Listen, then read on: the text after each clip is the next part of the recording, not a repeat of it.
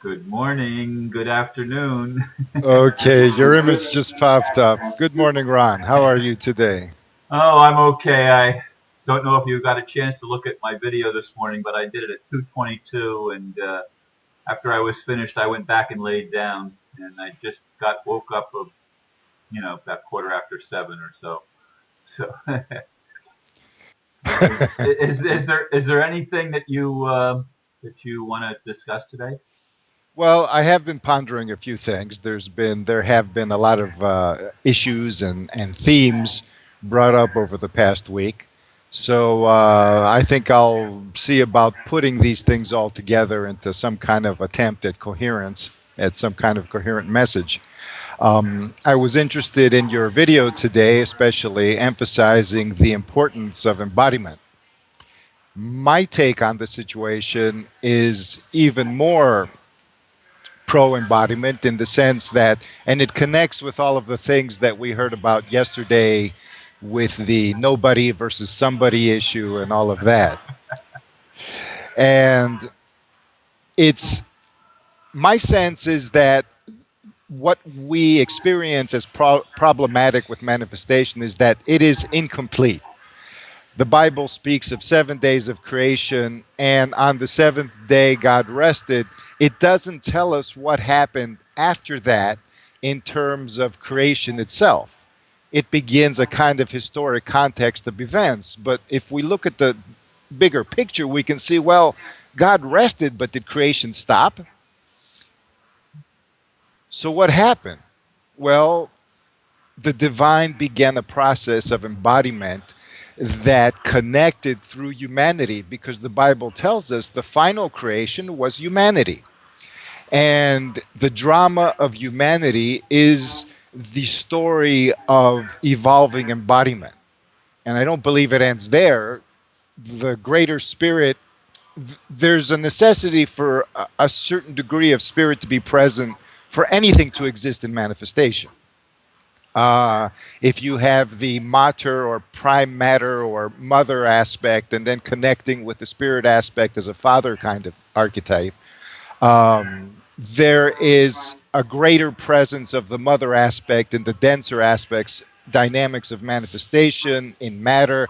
And then as things become more animated, more alive, more inspirited, then there is an increasing dynamic of the father aspect. When we reach humanity, I believe that there's a point where the two finally come into a sort of dynamic balance. And then you have all of the worlds where the mother aspect is predominant, that we consider the underworld, the worlds of matter, the subconscious, whether they're dense or not. And then you have these other worlds where you have the spirit aspect more predominant, which are called overworlds, like the astral, the mental, the heavens, the angelic realms, this, that, and the other. Interestingly enough, realms considered demonic are actually predominant spirit aspected because, but this is called fallen spirit or problematic spirit or fragmented spirit. So when we idealize spirit, we tend to put it all on a pedestal. It has to be perfect. We kind of miss the point and we miss an opportunity to address the situation realistically. This is my problem with those who reject embodiment. They castrate, not castrate, but they limit themselves because they cannot address their existence realistically. When somebody, I'm not inherently, as a practicing mystic, I'm not inherently opposed to the exercises that some people explain in terms of being nobody. The ground of being is has an impersonal aspect, and yet it is a part of us. Yeah, So, Margie and I talked about that Muji video. She was the one that sent it to me, and I she see. actually laughed at my response. She wasn't mad at me at all. And we do agree that humanity has to realize that we do have this spirit part. When we forget that, we are tremendously imbalanced and actually impotent. Exactly. And yet the spirit part itself is impotent, as many people say, who rail against why isn't God when it cannot ground. The only way spirit can actually make a difference is if it is embodied. If the mother aspect and the father aspect come together, then you have results. People who are basically, to me, spiritual type people, and many of them claim to have soul memories and all of this about this situation. When they claim to be, when they're against manifestation, it's almost like children who experience a divorce in their parents' situation. Their parents divorced, so they side either with the mother or the father. And you have many people who are also paganistic, naturally oriented, that side with the metaphysical aspect, that's the feminine, but they reject the masculine aspect completely, or hate, and many of them experience a degeneration because of the lack of the enlivening aspects of loving spirit, the lack of the what spirit is really all about and what it gives us. And so they can end up becoming what we may call evil, or basically restricted because their animal nature doesn't have a balancing aspect, for example. So then they promote greed and selfishness and this and that and the other. At the same time, the spirit people are the ones who may be pushing it even further because spirit gives them greater consciousness, so they should actually be able to know better. And they don't. So one then has to ask, what is the spirit that inspires them? Because we know that all spirit is not the same. It diverges in its, because it individualizes. By the time it comes into manifestation and we receive it, there are different frequency domains. Each of these has its issues. So some people view spirit as not wanting to have anything to do with matter. Others view spirit as wanting to control matter. And, the religious people call this demonic. Others view it as passive and impersonal. Others view it as, so which is the real one? And so that's where you cannot really understand that, in my opinion, if you restrict yourself to only one connection with it, only a connection that's the nobody connection, or only the connection that's the somebody connection, or only an ideology. If you look at people like Muji follows a spiritual teacher. He basically, like I said, Ramana Maharshi, I heard him mention it. He resonates a lot. And I ask myself sometimes, are these people aligned with the essence of spirit in and of itself? Or are they aligned with the teachings of somebody they respect as being authentically connected to spirit?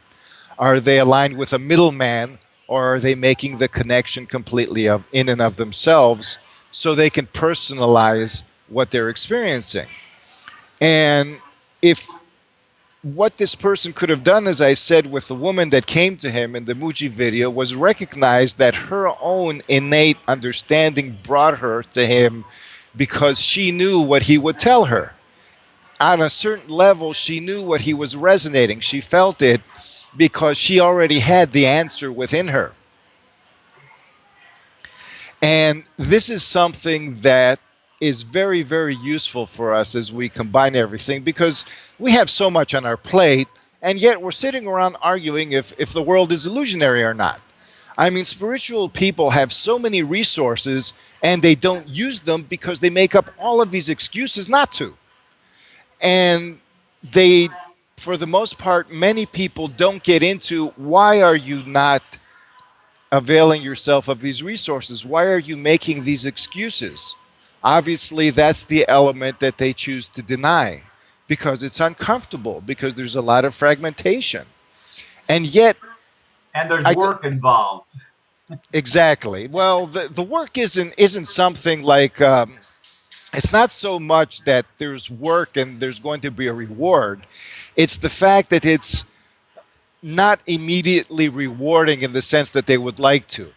And then other people say, don't worry about it, you chose to be here, which is completely different than you chose to suffer. Choosing to be here is one thing, but when you're in spirit and you're not embodied, there's a gap between the ideal of spirit that wants to manifest, for example, and the embodied experience. You actually are embodied to find out what the heck is going on around here. and to make choices about that. So you come, and I've said this before, you come with a dream. You do not choose the nightmare chooses you. And thus, because part of the evolutionary challenge is to reevaluate, to say, well, the dream isn't going to manifest like that. I manifest and create my own reality as spirit, but now that I'm coming into marriage with my feminine, my mother side, my goddess side, all of a sudden there's a short circuit. And why is this occurring? Because the manifesting dynamic is incomplete. It's almost like, well, you have a house, but the wiring isn't connected, and you know that the lights have to turn on, and you know that the oven has to work. That's what they were designed for. Well, the lights are going to turn, and they don't, or else everything just flickers, or else who knows what happens. And so some people sit around and say, well, the lights are turning on, but we just can't see them. Or Or we they're never, on, but it's there are another no dimension. yeah, exactly. Well, we got to go somewhere else to find the lights, or else there are no lights. The lights are an illusion. You see, people who are not into spirituality have a certain pragmatic common sense. And the reason that they turn away from spirituality is because of all these dumb excuses, all of these things that go against their own. I mean, there's paradox and there's inspirational, transcendent, outside the box thinking, and then there's uncommon nonsense, spiritual nonsense. La La Land. La la land, exactly. And people feel offended because this is pointed out. And I'm saying, well, instead of feeling offended, test it yourself. Why is somebody who's not into spirituality really feeling, bothered by somebody else who says that their experience is an illusion? Well, that's all they know for one thing. But the point is that these people are involved and participating in their lives. It's just that they don't have enough of presence for that involvement. It stops with the obvious, quote unquote, for them. Spiritual people have this other dynamic, but because they experience this incomplete state as everybody else does, they experience the tension of merging the pragmatic life, the grounded, embodied life, with the inspiration that they experience. So I was just reading an article that this somebody posted. She was the same person that posted the Wedico information that I just picked up upon. And this is an article that says bypass your reptilian brain. And to an extent, I agree with what it says, but there are threads of escapism that I sense in it. And people pick up on these things. The first thing somebody's going to pick up on is what can get them out of their predicament in the fastest way possible, without having to deal anything. They're going to pick the easy way out. So when you actually express something, even though you understand that you're not intending escapism, you have to take into the account of somebody who experiences cognitive dissonance and is suffering. So they say, well, just give me the painkiller. Who cares about curing the disease? Just give me the painkiller. And they'll look for it themselves. They'll interpret anything anybody has to say. I don't want to shoot the messengers constantly, or actually say, I'm looking at what people say and I can pick out things, but then there's all these other things that can be taken the wrong way, and they usually are because it suits people. And it's a matter of choice. For example, you have the OPPT, the Once People's Movement, and there's this thing called being and doing. And it's a wonderful concept, but it's like the title of a book. The book tells you all of these wonderful things and gives you all of these resources and inspiration and knowledge and skills. But if you stick to the title and that's all you know, then you can't get at them. So being and doing is just the beginning. All of these inspirational things that we hear are just scratching the surface. And I would even take it further, because when you do go into the nobody state, you realize these people do it in the following manner. They go, am I my body? No. Am I my mind? No. Am I my emotions? No. Eventually, they're left with nothing. And they call this the self. But the thing is, our language tells us something, that everything we know about ourselves is not something we are, it's something we have. Even the soul is your soul. You don't say I soul or I am soul. You say it's my soul, well, where are you? And so the spiritual people come in and say, well, you're nobody. So there's this nothingness that possesses all of this thing, these things that we call ourselves. And I would say, yeah, fine. But why not turn it the other way around?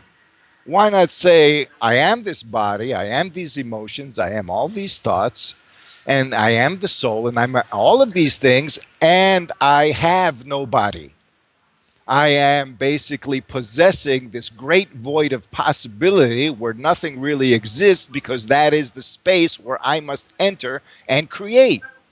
And that space doesn't, we just remove the clutter from ourselves because we look into ourselves and say, is this really me? Well, how do you know? Well, there's a question you ask yourself. Is this who I want to be? Is this what I want to be?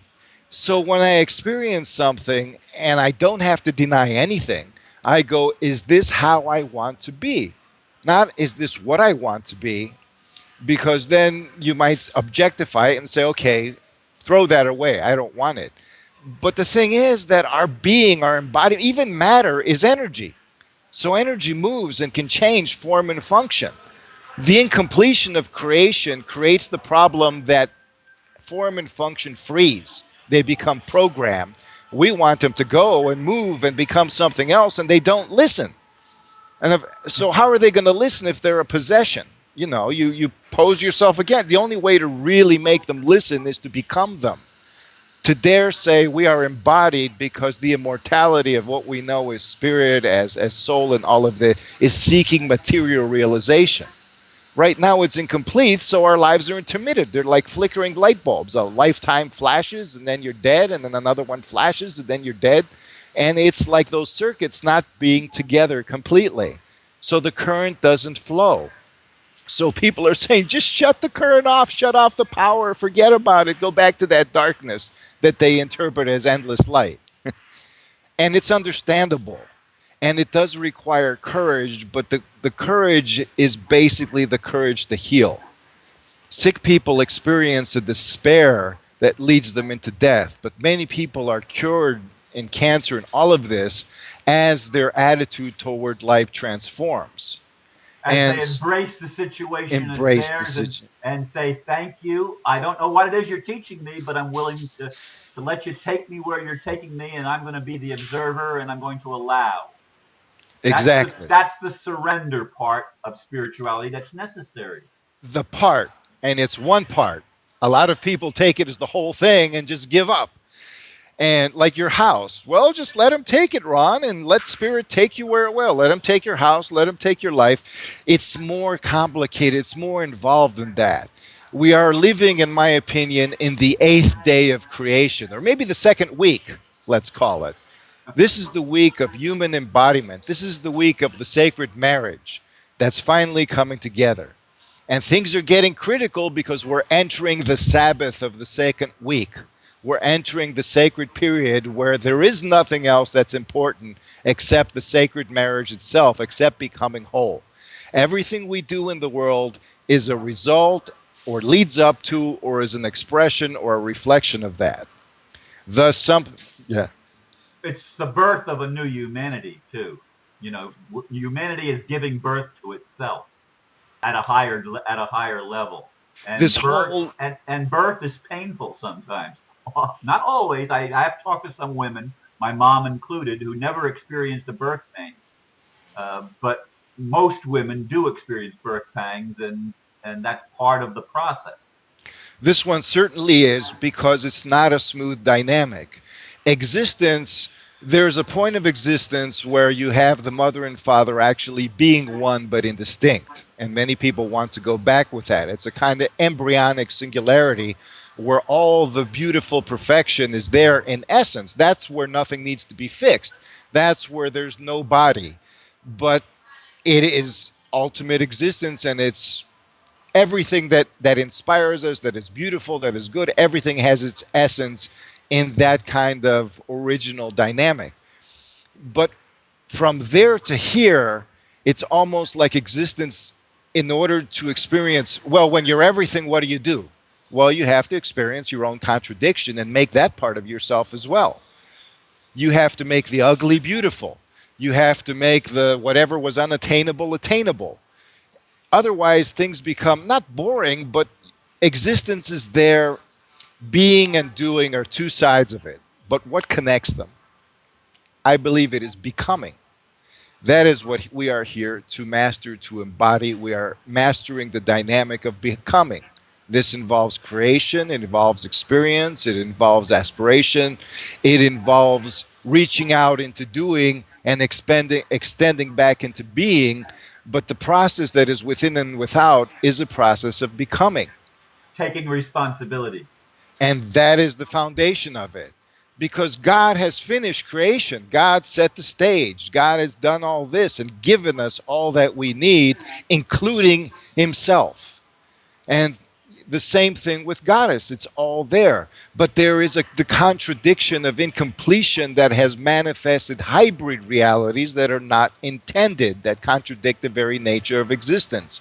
This is the archetype of psychopathy that we experience on the mental plane.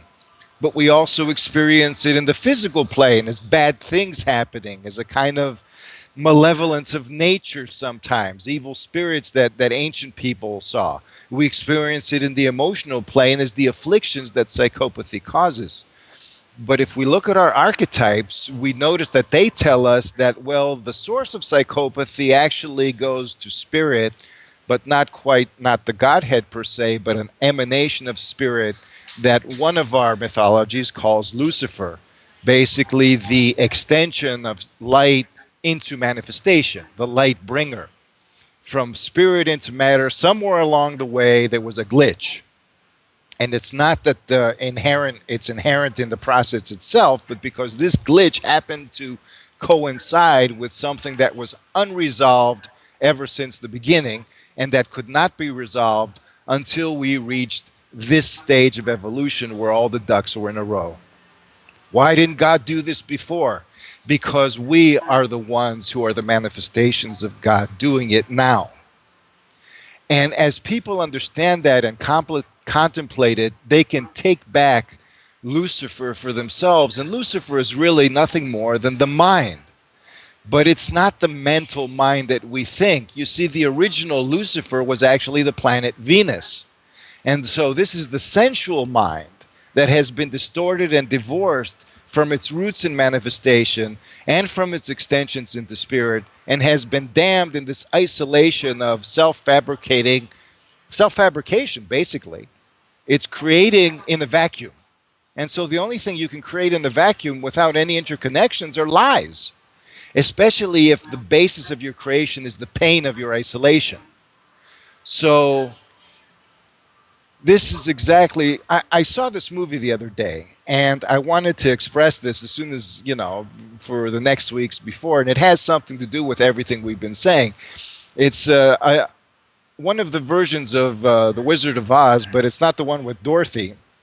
It's the one with the wizard. It's a new movie.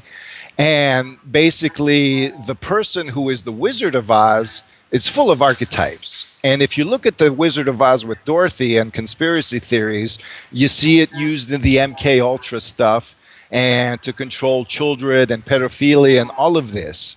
And it's not because it's some kind of demonic story or anything like that, but it's basically the person who wrote it was connected with Illuminati symbolism. And so they have a mythological identification with this thing. And thus, if you really understand the archetypes of it, you can understand where these psychopaths are coming from and what they believe. Oz basically is short for some long name, but it's Ozymandias. Ozymandias was a mythical Persian king. He had a real name, but he was in a poem by Percy Shelley or Yeats or one of those. Basically, there was a statue in the middle of a desert, and this archaeologist or some explorer found the statue. The statue was all crumbled, but he could read this epitaph, and it said, "I am Ozymandias, the mighty of mighties, gaze upon my works and despair." And there was nothing. So this is the fallacy of the arrogance of the mind that thinks that it is God. Ozymandias is a kind of Luciferian archetype, the ruler that thinks that they are God. And this is where the, psychopaths actually something they relate to. Even when it seems to go against them, they're titillated by it. Because in their isolation, the only thing they can aspire to is that. Otherwise, they have the pain of their isolation. nothing else. And so those who escape bypass them and leave them in their isolation to fester. And when those of us who are in manifestation cannot sustain it, because you need the mind for that. You need to be creative enough to establish a matrix. Otherwise, the denied Luciferian archetype, the denied bringer of light, which becomes the bringer of darkness and fallacies and lies, the father of lies, so to speak, the prince of the earth, which is intelligence, then that starts ruling the situation. And it's doing it because of our denials. It's not doing it because inherently our denials are a reflection of the same affliction of the situation. So, in any case, the real point of this is that Oz himself, the wizard, were just a human being and he didn't have any powers. However, there were three sisters who represented angels, and two of them, one of them was in the middle. She was the red sister of passion and became the Wicked Witch of the West later on. The middle sister was the actual evil one and died, but she was the green sister with the green emerald. And the myth tells us that Lucifer had a green emerald on his forehead. And because Lucifer is the planet Venus in astrology, the sensual mind, the appreciator of beauty, everything that we do to bring the wonders and manifestation into realizing their meaningfulness and their beauty and the worthiness of our embodiment, that's been trapped in Lucifer and has been turned around to the opposite.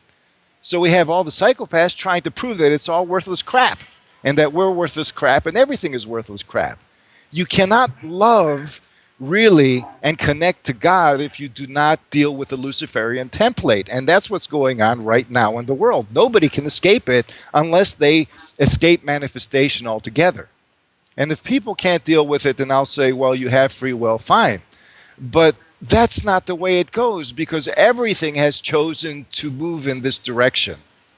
We forget ourselves. Like you said, it's about remembrance. We forget ourselves if we do not remember that our choice is to be embodied, because it's not limited. As we complete our embodiment, then creation becomes much better than anything we can imagine in heaven or spirit or anything, because it becomes real. That's why all these ETs, which are basically discarnate, in my opinion, all of these reptilians, this, that, and the interdimensionals, that's the way they want to be here. That's the way they want us to abandon our bodies. That's why the spiritual ones behind a lot of the channelings that tell people to abandon their bodies say, well, they'll leave and we'll come in their place.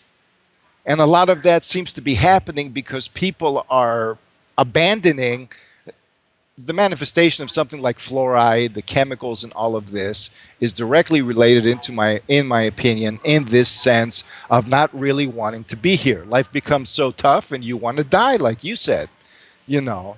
But it's going to be a slow death because you also have a survival instinct. Your mother's side wants to live, your father's side or your spirit side wants to get the hell out of here. And so what's going to happen? This really slow, grueling, unpleasant death. It's not going to be a rapture or anything like that. Many people blame the mother side. Well, just repress your emotions, repress your senses, repress everything. It's not going to work that way. You have to reclaim your mind. That is the secret of becoming. And it's not just the intellect, it's the sensual mind, the emotive mind, the mind that appreciates everything. That's why we speak about responsibility and integration, because Venus is really a goddess. That's why in that thing there were three sisters who represented these things. The white sister was the good witch, and she's like the archangel Michael. The dark sister was like one of the Belial or something that Lucifer convinced to come to his side. But the point is that these three, the wizard himself was the human, and he's the one that became the ruler of Oz, and he had no powers. His only power was deception. He basically had technology and convinced everybody by projecting this big image of himself, I am the great and all-powerful wizard, and they all got scared and bowed down to him. And in the story, he did it for a good purpose and to stop a war and all of this and deal with the evil sisters and to align with the good sister. But it was still deception.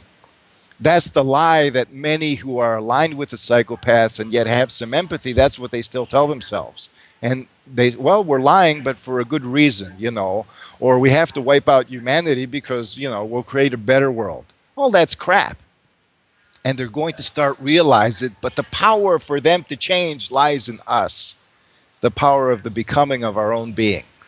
And that's, I hope, even though this was a kind of abstract message trying to condense a lot of things, I'm very much aligned with you on your pro embodiment stance and the pro reality stance and the pro personal empowerment stance and the pro responsibility stance. So keep it coming. Yeah, well, thank you, Aristo. I thought many of the things you said, I really resonated with them, as I often do. And I appreciate these conversations and your expanding the context even of what we're talking about so that we can look at it even from angles that I wouldn't even think of. And you're giving people a chance to see that from another angle. And I will say one thing. The Muji character that you think he's patterning himself after, it was interesting that you said when he went up into this cave and he was basically rotting. Yes. And they came and they had to nourish him back to life because he was so much practicing being nobody. And I do think that that's an interesting allegorical picture of what happens when we don't take responsibility. When we reject our body, it will ultimately rot. Well, 1% of ourselves is being denied by most of the population. It's an important percent. This person rejected the 99% of himself to access that 1%.